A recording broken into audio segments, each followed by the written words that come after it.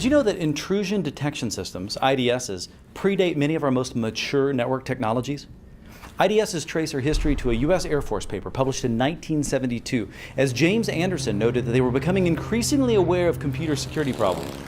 Well, this all set up 30 years of attempts to recognize known malicious activity by identifying patterns of misuse. Key to this was a skilled operator who could parse this information and attempt a manual response. As hackers wrote specialized tools to compromise systems, security administrators dreamed of a better way to deal with these new threats. Well, these dreams became our first detection systems.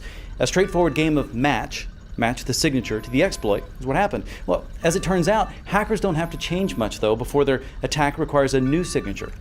Tweak a few bits here and there, and they fly right past most IDSs untouched.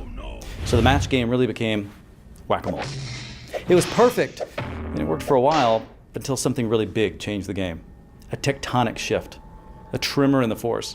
That tremor was money. Turns out data is worth a lot of money. Did you know that money lost to security breaches is more than the United States spent on the entire space race to the moon, and in a lot less time?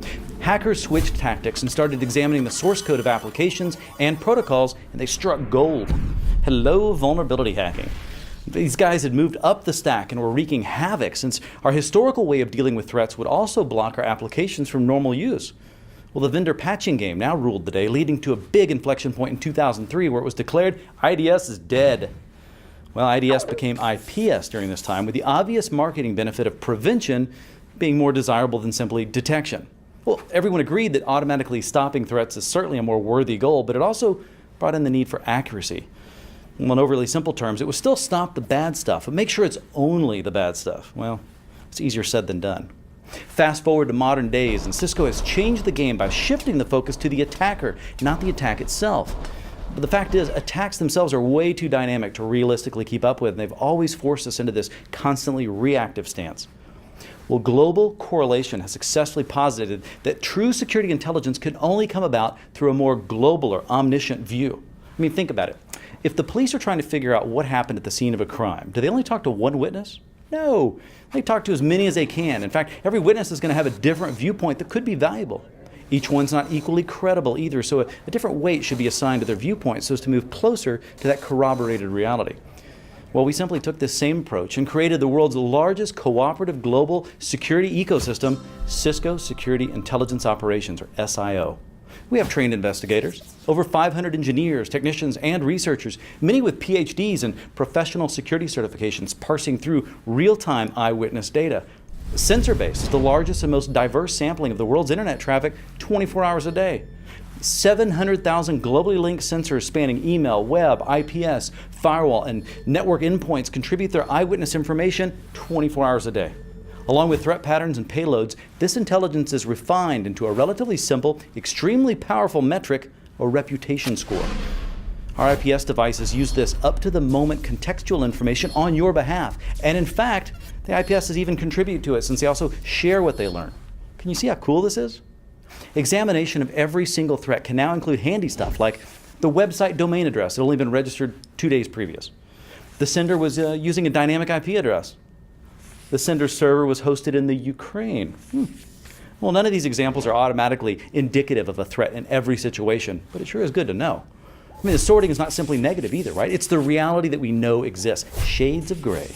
Scores range from -10 to +10, depending on the host of constantly changing elements present.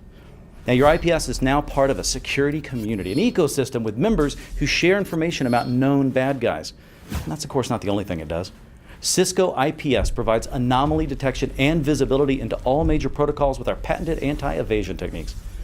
Now, if it all looks good, then we pass that traffic onto our signature analysis engine, which scans for network, operating system, and application vulnerabilities.